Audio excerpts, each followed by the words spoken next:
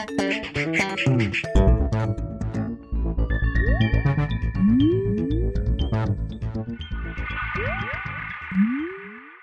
everyone, and welcome to The Vortex, where lies and falsehoods are trapped and exposed. I'm Michael Voris.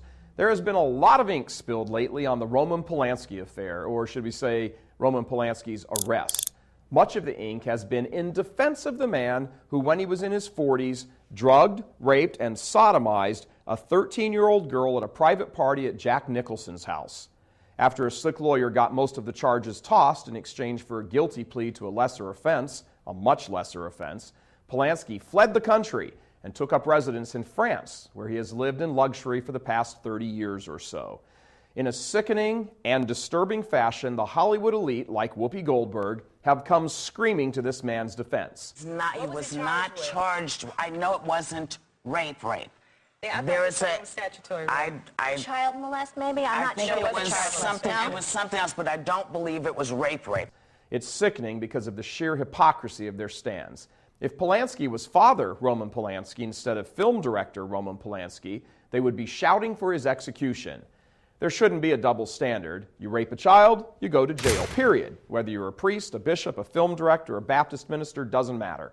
But even more than sickening, this Hollywood double standard is disturbing because of what lies behind it. It's a desire to prop up sexual deviance and anyone else who Hollywood considers an ally in an attempt to tear down the general culture, the general Christian culture. Hollywood is run by perverts, moral or social or psychological or sexual perverts, and in some cases, all of the above. They need to have their deviancy accepted because down deep they know they're perverted. Unable or unwilling to face their own moral and sexual depravity, they demand the world accept them and their actions as normal or at least alternative. It's almost as if the world finally accepts them, that they believe their guilt and shame of who they are and their behavior that they engage in will somehow be expunged. It won't. This is why they attack and attack and attack Christianity and especially Catholicism, because the Catholic Church stands there like a rock as a silent witness against their perversions and moral corruption. This is why Hollywood and their allies relentlessly damned the homosexual Catholic clergy that raped teenage boys. It wasn't because they disagreed with the action or the sin. Many of them do the same thing, Polanski being a case in point. It was because the sins of the fathers gave Hollywood the opportunity to hit back at the church.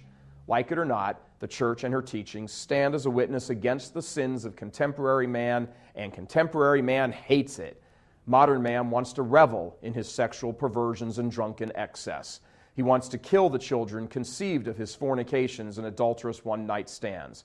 He wants to lower himself to a world of filth and putrid desires, and every time he looks up from the muck, he sees the church, accusing and at the same time loving him. For this reason, modern man hates the church. He hates it for accusing him, but more so for loving him. For modern man really hates himself and feels incapable of the high calling to which Christ and his church draw him.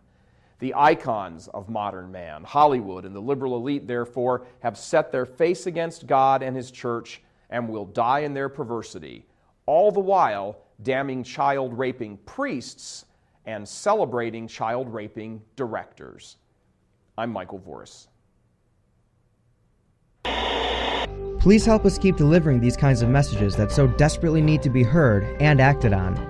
Join RealCatholicTV.com today as a premium subscriber. Become immersed in the faith established by Jesus Christ. The Catholic Church is the only hope against evil because that is its God-given mission. As our Lord said, apart from me, you can do nothing. Join RealCatholicTV.com today as a premium subscriber and come to learn and love Christ more deeply.